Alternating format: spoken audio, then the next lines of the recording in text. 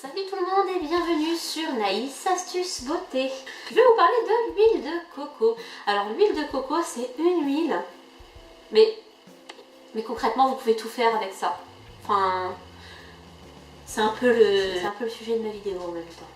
Donc je vais vous donner aujourd'hui 25 utilisations hors de la cuisine et plus particulièrement en beauté de cette magnifique chose qu'est l'huile de coco. Alors là c'est une utilisation tout à fait spéciale que j'ai pas encore testé, je vous avouerai. Tout seul en tout cas, je l'ai pas encore testé. On pourrait utiliser l'huile de coco en tant que déodorant. L'odeur de sueur, l'odeur de transpiration, la mauvaise odeur vient de bactéries qui fermentent entre guillemets sous les aisselles.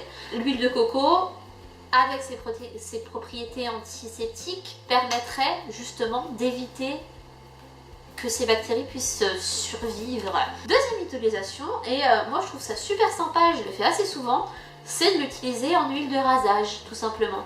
Donc avant de vous raser, vous mettez ça sur les jambes et vous vous rasez. Ce sera doux, ce sera naturel, et comment vous dire que ça va hydrater votre peau. Donc que demander plus? Que demande le monde? De l'huile de coco. Vous pouvez l'utiliser en huile post-épilatoire. Et oui, vous vous épilez les jambes, les bras, tout ce que vous voulez. Et vous l'utilisez comme huile juste derrière pour apaiser la peau, la réhydrater et justement c'est antiseptique, donc ça évite que toutes sortes de bactéries rentrent dans vos pores de la peau. Quatrième utilisation de l'huile de coco est certainement l'une des plus connues, mais l'une des plus connues et les plus répandues, surtout depuis que les rouges à lèvres mat liquides sont super à la mode. On l'utilise comme démaquillant, donc c'est super pratique, c'est naturel et ça démaquille genre tout. C'est-à-dire que le mascara waterproof, il n'y en a plus. On peut l'utiliser pour les gencives sensibles en massage gingival. Oui, ça apaiserait la gencive et ça la réparerait forcément, hein, antiseptique, hydratant, j'ai envie de dire, ça peut que faire du bien. Donc à tester si jamais vous avez les gencives sensibles. Sixième utilisation, on peut l'utiliser pour les pieds. Alors pour les pieds, ça va plutôt être anti-odeur, justement. On reparle encore à nouveau de ces fameuses bactéries. Hein, et à la fois en hydratant pour les pieds. Le numéro 7, c'est un truc pas très... c'est un peu glauque, quoi. Ça serait efficace, justement, encore une fois, pour ses propriétés antibactériennes, sur les mycoses des pieds. Je vous avais dit que c'était charmant. Le numéro 8, on parle toujours de l'hygiène et du nettoyage.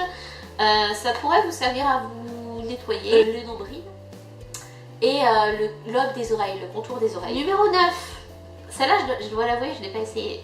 Faudrait que je le teste quand même.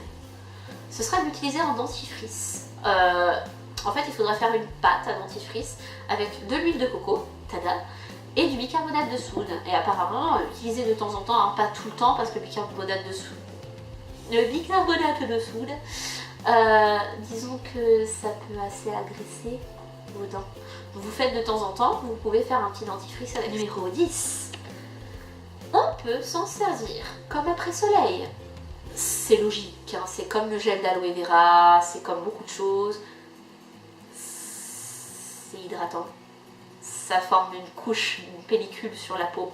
Plutôt que de mettre des produits chimiques sur une peau qui a déjà été assez sollicitée, assez éprouvée, on va dire, vous mettez de l'huile de coco, quoi. C'est naturel, c'est simple et c'est super efficace. Et l'astuce numéro 11, c'est de l'utiliser pour réparer tout ce qui est vergetures, cicatrices. Ça va aider à apaiser la peau, à la repulper, donc à faire disparaître plus facilement les cicatrices et tout ce qui est vergetures et compagnie. Tu mets de l'huile de coco sur tout le corps et puis voilà. 1, 2, 2, 12. Vous pouvez l'utiliser en gommage avec du sucre ou du sel. Donc vous mettez dans un petit récipient de l'huile de coco, hein, et dedans vous mettez une bonne dose de sel ou de sucre, à vous de voir, ce que vous préférez. Et vous gommez la peau sous la douche avec ça. C'est un gommage super naturel qui coûte pas cher. Puis voilà quoi, ça fait du bien à la peau, ça hydrate la peau en même temps que ça la gomme. C'est super pratique pour les peaux sensibles, il faut le dire. On va passer du nettoyage et de l'hygiène aux cheveux. l'huile de coco et les cheveux, c'est juste magnifique. Donc c'est donc l'astuce numéro 13, ça va être de l'utiliser tout simplement en masque. Donc vous le mettez sur vos longueurs, hein, parce que la racine elle n'a pas spécialement besoin d'être hydratée à la base, c'est surtout les longueurs qui sont éprouvées. Donc vous mettez sur les longueurs, vous renforcez sur les pointes bien évidemment, et vous laissez poser un maximum de temps. C'est-à-dire que faut faire minimum 1 ou 2 heures. Astuce numéro 14, vous pouvez l'utiliser en après-shampoing. Vous le mettez sur les longueurs et vous le rincez directement après.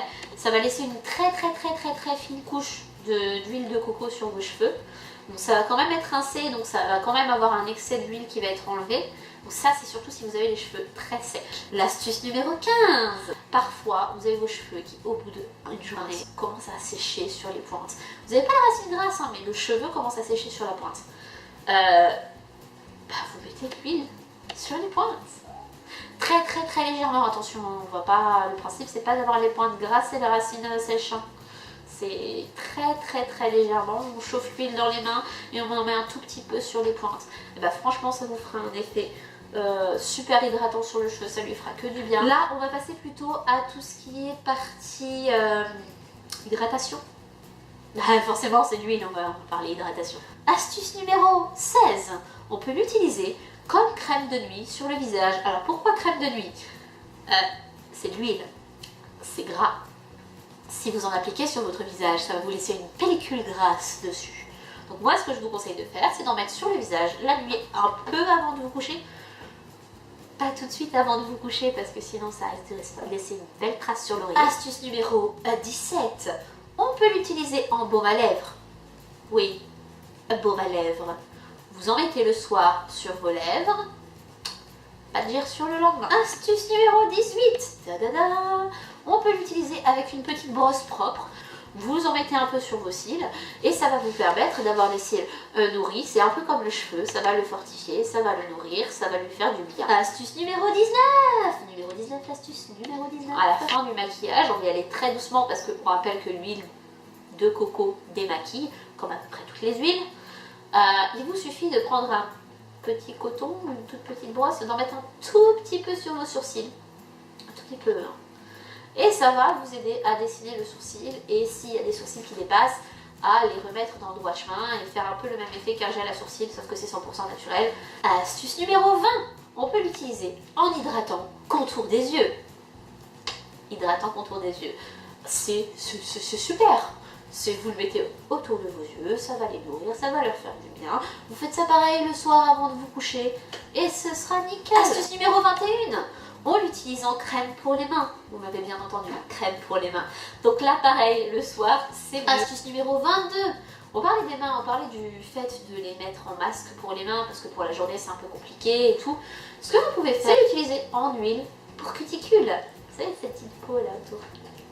Astuce numéro 23, en hydratant corporel. Et oui, le soir, tout y passe. Le visage, les yeux, les mains et le corps. En particulier, toutes les zones qui sont super sèches du corps. Je pense aux genoux ou aux coudes surtout. Astuce numéro 24, vous pouvez l'utiliser en huile de massage. Huile de massage. Enfin, 25e et dernière utilisation dont je voulais vous parler.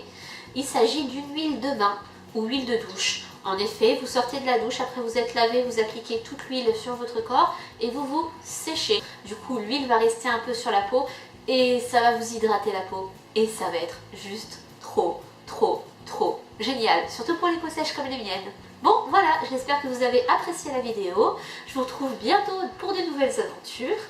Ciao, ciao!